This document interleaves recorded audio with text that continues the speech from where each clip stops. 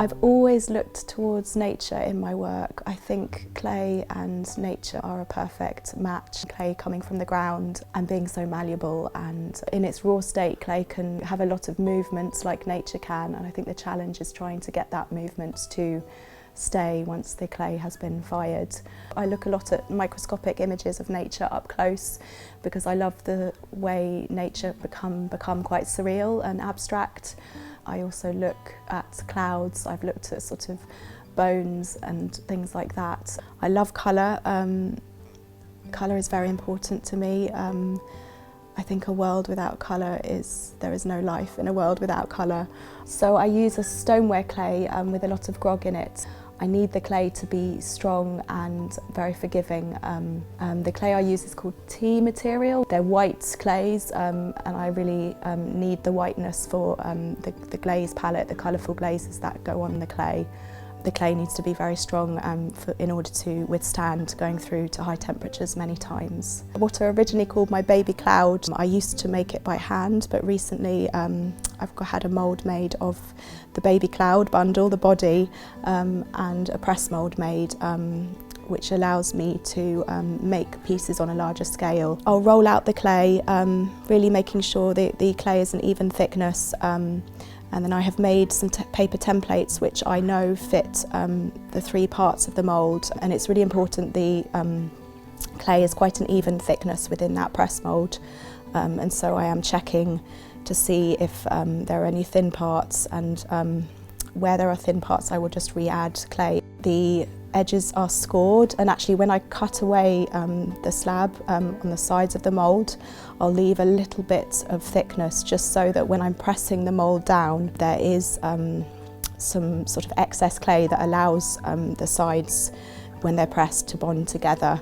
So scoring really, really well, using water, and then pressing two sides together, and then just joining parts together, and adding a coil in there as well to reinforce that join, then putting the final part on, and really using my body weight to press hard on that mould to make sure that all the parts are really properly joined together. And then slowly one part will be released, and then the edges cleaned up a little bit, and then I will eventually release the whole mould and reinforce the outside edges by blending them together and then using a coil to blend them together as well. So once I've got more than one baby cloud, I then can start to think about how they might join together, fit together. It's really about a relationship between the parts, thinking about that quite intuitively.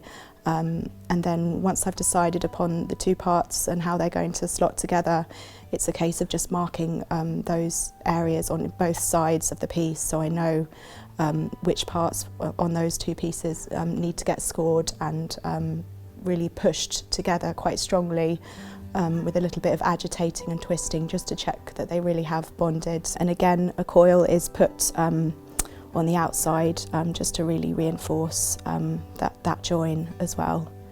So after two or more baby clouds have been joined together, I then start to work on the mesh part. It's very important that the mesh has a feeling of life within it. So each part is a coil, and I just fit those coils to the right slot within the piece. The bend is very important to me.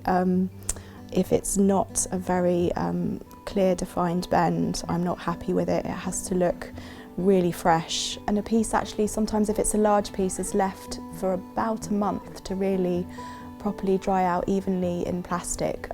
So there's sort of an even drying within the piece, and then the plastic is slowly uncovered. I usually do quite a slow biscuit firing. I usually refire, so I'll do probably about 3 coats of a glaze, and then fire, and then see how it comes out, and then add either another glaze or more of that glaze, and then refire again. And so a piece can go through about 4 glaze firings. Sculpture is very important to me, space is very important to me. As with any sculptor, ceramic artist, potter, I think we're all looking at form. So the cloud body is a sort of voluminous cloud where space is pushing outwards, and the mesh is still voluminous, but you can see in through the cloud.